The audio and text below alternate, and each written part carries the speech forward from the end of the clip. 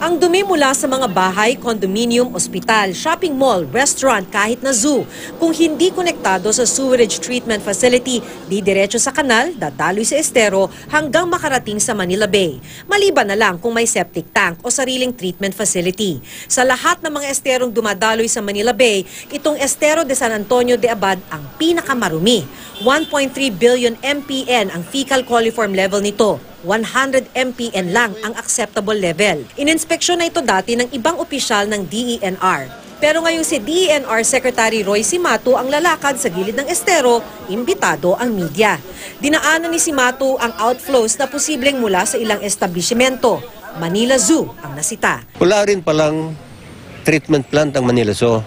Therefore, ito ngayon ang isa kong requirement na they have to, otherwise hindi sila pwedeng makapagtapon ng waste. Dumepensa agad ang Manila Zoo. Yung kanilang mga dumi ay aming ginagawang fertilizer. Nilalagay siya sa compost pit.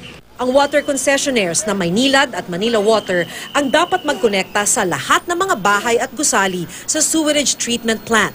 Pero sabi ng MWSS, 14% lang sa ngayon ng mga bahay, buildings at business establishment ang konektado sa sewerage. Karamihan ay septic tank. Pero dati na ring sinabi ng MWSS na marami sa mga septic tank nag-o-overflow dahil hindi nalilinis. Ang duming ito diretso sa kanal at dadaloy hanggang Manila Bay.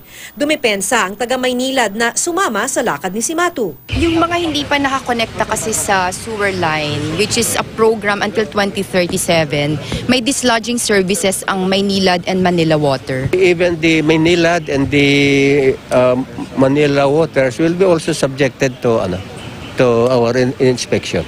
Hindi pa alam sa ngayon ng DENR kung sino-sino sa mga hotel, condominium, ospital at iba pang malalaking establishment ang diretsong nagtatapon ng dumi sa mga estero. Iisa-isahin pa lang nila kung sino ang walang sariling treatment facility. Ang tumpok ng sisi sa ngayon ay dumi ng mga illegal settlers sa gilid ng estero. Wala raw kasing septic tank kaya diretso ang dumi sa estero at ilog.